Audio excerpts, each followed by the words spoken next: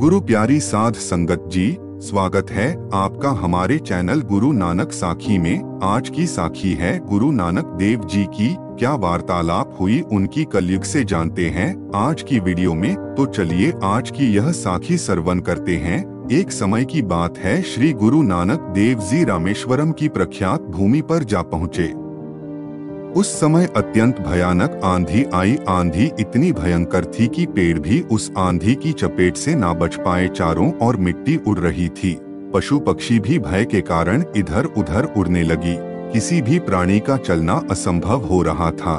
भाई मर्दाना डर के मारे नीचे बैठ गए। तभी जगत गुरु श्री गुरु नानक देव जी ने भाई मर्दाना से कहा, मरने डरने से कोई भय दूर नहीं होता। तुम गुरु का सिमरन करो। कुछ समय पश्चात आंधी तो हट गई, परंतु दशा से एक भयानक दहते आधा दिखाई दिया। उसका आकार इतना बड़ा था कि नजरों में भी नहीं समाया जा रहा था।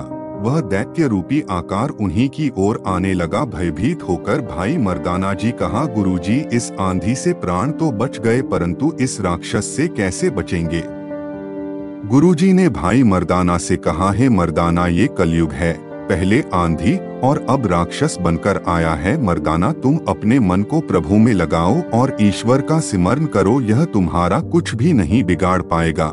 इसके पश्चात कलयुग ने भयंकर वर्षा का रोल धारण कर लिया। काली घटाव में आकाश का कोना कोना लिया तथा वर्षा पहले के समान होने लगी। भाई मर्दाना जी ने गुरुजी से पूछा, गुरुजी, ये क्या हो रहा है। कभी तूफान तो कभी दैत्य, कभी देते हैं तो कभी बारिश, यह सब कब थमेगा। इसके पश्चात गुरुजी ने कहा, जो ईश्वर से परे है और प्राणियों को जो दुख देता है, उन्हीं को यम द्वार का भय होता है। हर किसी को किसी न किसी का सहारा है, परंतु संत महात्माओं को एक परमेश्वर का ही सहारा है।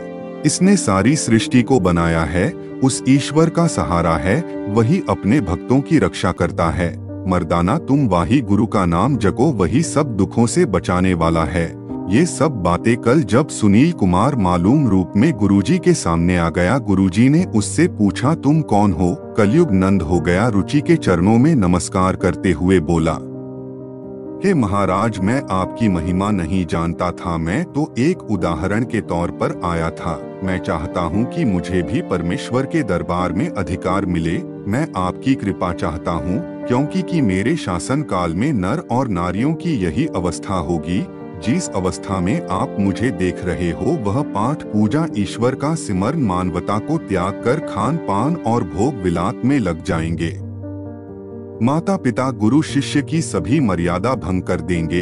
हे गुरुदेव, मैंने जो भी छल आपसे किए हैं, यह सब मैंने अनजाने में किए हैं और उनके लिए मैं आपसे क्षमा मांगता हूँ। आशा है कि आप मुझे क्षमा करेंगे। हे गुरुजी, आगे आप किधर जाने का विचार रखते हैं। गुरुजी ने कहा है, कलयुग हम ईश्वर की प्राप्ति के लिए इधर उधर घूम रहे हैं। आप ईश्वर की प्राप्ति के लिए घूम रहे हैं। हे गुरुवर, परमेश्वर क्या आपसे अलग है। आप भी तो साक्षात परमेश्वर है, और कौन परमेश्वर हो सकता है। हे कलयुग, तेरा तो पूरे शासन काल में प्रभाव है, फिर यह छलकपट कर कर यहाँ आने का क्या कारण। हे गुरुजी, मैं अज्ञानवश आपकी परीक्षा लेने और आपके दर्शन करने को इधर आया हूँ। तब गुरुजी ने कलयुग से कहा, अच्छा, पहले तुम अपने लक्षण कहो और फिर यह बताओ कि तुम्हारी जो सेना है वह कैसी है। हे गुरुवर, मेरी सेना का सेनापति झूठ है, राजा छोटा सेनापति हिंसा है, काम क्रोध लोभ मोह दृश्यना आलस्य, यह सभी मेरी सेना के योद्धा है। जो व्यक्ति इन पर विजय प्राप्त कर लेगा अथवा अपने करीब नहीं आने देगा, वह व्यक्ति अजय हो जाएगा। परंतु है महाराज, मेरी है दुर्जन सेना किसी से नहीं हारती। सबको जीतना इसका बाएं हाथ का कार्य है। मेरे इन योद्धाओं ने बड़े बड़े दिग्गज परास्त करे हैं। मेरे शासन काल में गुरु और उपदेशक पाखंडी और दुराचारी होंगे। वेद शास्त्रों तथा सभी ग्रंथों का त्याग कर, निंदा कर अपनी ही पूजा करवाने में मगन रहेंगे। जो काजी होगा, वे न्याय करने के लिए बैठेगा। वह झूठ परमाणु को सामने रखकर रिश्वत लेकर अन्याय करेगा। खाक में ईश्वर की तस्वीर होगी और मन में अपराध का निवास होगा। बड़े बड़े साधु अपने धर्म को त्याग करें, अपने चरित्र से नीचे गिरने में ही अपनी शान समझेंगे। गेहूं वस्त्र पहनकर साधु शासन के मोह में फिरेंगे। दिखावा तो बहुत होगा, परंतु मर्यादा तथा धर्म नीति की मिट्टी पलीत होगी। जो त्यागी होगा, साधु होगा, पैसा कमाएंगे, उनके खाते चलेंगे और उनके बाल बच्चे उनके आगे पीछे चलते नजर आएंगे। ब्रह्मचारियों के घर में 2-3 स्त्रियां होंगी और क्या क्या होगा है महाराज, मैं तो आपके सामने अभी कहते हुए भी लज्जा महसूस कर रहा हूँ। गुरुजी ने कलयुग की बातें सुनकर कहा, हे कलयुग, परमात्मा के सामने तुम्हें जवाब देना होगा, क्योंकि इसकी जिम्मेदारी तुम्हारी है। तुम संसार के रक्षक हो और हम उस परमात्मा के भक्तों में इन बातों का जवाब देना होगा और तुम्हारा हिसाब लेने के लिए भगवान हमें ही चुनेगा। बताओ उस समय तुम्हारी यह अकड़ कहाँ जाएगी। तब कलयुग में डरते हुए कहा, मैंने आपकी शरण इसलिए ही स्वीकार की है। आप उस परमात्मा के बंदे हैं। जब मेरा हिसाब लिया जाए समय आपको मेरे पर अपनी कृपा करनी होगी, बस यही एक विनती है। गुरुजी ने कहा, जब मैं समय आएगा तो हम कुछ ना कुछ कृपा तुम पर जरूर करेंगे, मुझे इसमें कोई भी संदेह नहीं है। पर मैं कैसे विश्वास करूं कि आप कृपा करेंगे। आप मुझसे कोई भेंट स्वीकार करे तो मुझे विश्वास होगा। गुरुजी बोले, हमने सुखों का त्याग कर दुखों को अपनाया है, इसलिए हम तुम्हारी भेंट स्वीकार का नहीं कर सकते, परंतु गुरुओं की गुरु मेरी तसल्ली के ऐसी होंगी। तब गुरुजी ने उससे पूछा, तुम्हारे पास क्या क्या वस्तु है जो तुम मुझे देने के लिए तैयार होए। गुरुजी, मेरे पास हीरे जवाहरात, सोना चांदी एवं अनेक प्रकार के उपहार है। यह सब वस्तुएं मैं आपके चरणों में रखने को तैयार हूँ, आप बस आज्ञा करें, आपको क्या चाहिए। गुरुजी ने ऐसी किसी भी वस्तु को लेने से मना कर दिया। गुरुवार, मैं तो आपका शिष्य बनने आया हूँ, आप कहो तो मैं सोने का मंदिर बनवा दूँ, हीरे मोती जड़वा दूँ, आपके आराम के लिए ये आभूषण से जड़े पलंग बनवा दूँ।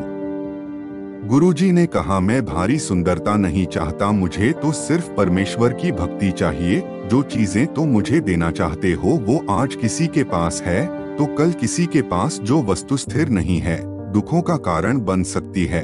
यदि तुम्हारी अत्यंत श्रद्धा है तो मैं तुमसे यह सब अपने 10वें अवतार में स्वीकार कर लूंगा। तब गुरुजी ने कहा, दौलत तो बता दी, इसके अतिरिक्त तुम्हारे पास और क्या है वह सब भी बताओ। गुरुवार, मेरे राज्य में निद्रा, आदित्य, मस्ती, पापी पूरा और यारी और निंदा आदि से कोई नहीं बच पाएगा। गुणी पुरुषों का अपमान होगा, सत्यवादी को लोग मूर्ख समझेंगे और जो लेंगे अगर वे मूर्ख भी होंगे तो बेगुनी कहलाएंगे। वह राजाओं के निकट धान प्राप्त करेंगे, धनी रहेंगे और वह प्रजा को लूटने का कार्य करेंगे। लोगों पर भांति भांति प्रकार के कर लगाए जाएंगे, उनका शोषण किया जाएगा। पति अपनी को छोड़कर करूपा से प्रेम करेगा तथा पत्नी अपने पति को त्याग कर प्रेम संबंध जोड़ेगी। पुत्र कहेंगे, हमारे पिता मूर्ख हैं। अगर भाई बहनों के झगड़े में चलेंगे, क्षणिक धन व स्त्री लोभ के लिए लोग खून की नदियां देंगे। पाखंडी भग में वस्त्र पहनकर लाखों रुपए इकट्ठे करेंगे। ये ग्रस्त और सादा व्यक्ति रोटी कपड़े को भी तरसेगा। भूख के कारण स्त्री अपना दंड बेचेगी। हे गुरुवर, मेरे शासनकाल यह सब होगा, परंतु मैं चाहता हूँ आपकी सेवा कर कर आपका आशीर्वाद प्राप्त करूं। गुरुजी ने प्रसन्न होकर कहा है, कलयुग इसकी कोई आवश्यकता नहीं है, परंतु हम तुम्हें आशीर्वाद देते हैं। तमाम युगों में तुम्हारा प्रभाव होगा, परंतु जो ईश्वर का सिमरन करेगा उसकी महिमा बहुत होगी। जो प्राणी सत्यम में 1,00,000 वर्ष तक तपस्या करके तथा त्रेता में 10 से हर द्वापर में 1000 वर्ष तपस्या कर जो फल प्राप्त करता है, वह तुम्हारे युग में अंतकाल में ही प्रभु भक्ति से गति प्राप्त कर लेगा। महाराज, मैं आज से प्रतिज्ञा लेता हूँ, जो ईश्वर का सिमरन करेगा आपकी भक्त होंगे, उनसे मैं हमेशा दूर रहूंगा। यह कहकर और हाथ जोड़कर वहाँ से चला गया।